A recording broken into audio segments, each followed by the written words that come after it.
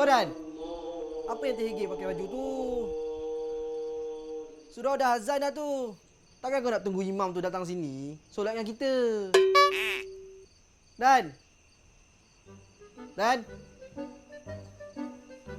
Ram. Ah, Aku bukan apa, Ram. Aku cuba baju yang aku beli tu. Dia pelik sikit Ram. Dia punya ketiak tu. Aku rasa angin banyak masuk Tak pernah rasa macam tu. Banyak sangat angin masuk. alah, biarlah tu. Mungkin fashion terbaru dah tu. Dah lah, Dan. Jom. Lambat dah ni. Betul ke kau ni? Betul. Kan viral zaman sekarang ni. Senang sampai susah nak berjalan lah. Ya. Kau berhenti kejap. Lau, kau tahu tak? Satu kampung ni dah tahu bapak aku imam. Kalau bapak aku meninggal, mesti jadi imam jatuh kat aku. Agak-agak sah tak solat tu sebab aku pun nada aku macam ni, macam gerimis hujan. Kau ni pun.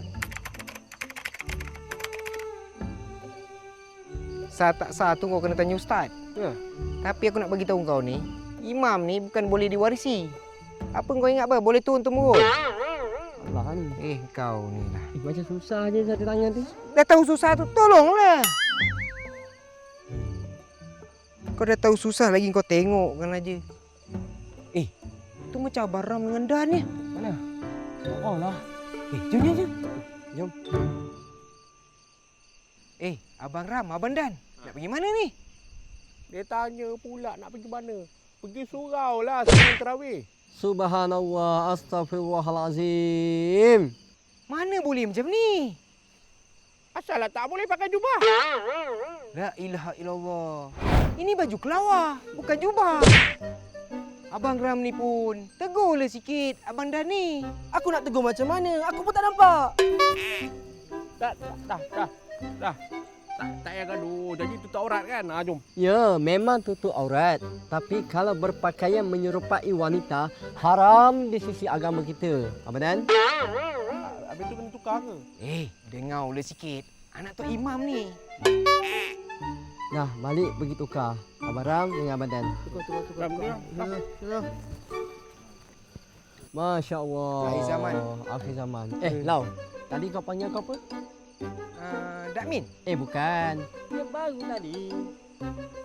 Tadi anak tu imam. Haha, betul. Mulai malam ni, kau panggil aku Tok Imam.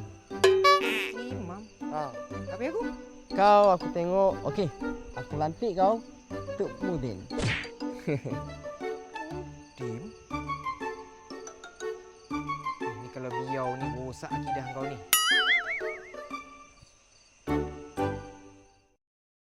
Tapi tadi tak tahu tak, masa saya selisih tu tiba-tiba peti. Pok. Saya terperanjat tau. Saya cakap, Amel! Keluar tiba-tiba sebelah saya je. Raksasa. Apa? Saya daripada semalam dah semangat dah nak datang masjid nak bayar zakat fitrah. Oh, zakat. Zakat fitrah. Salam. Amil.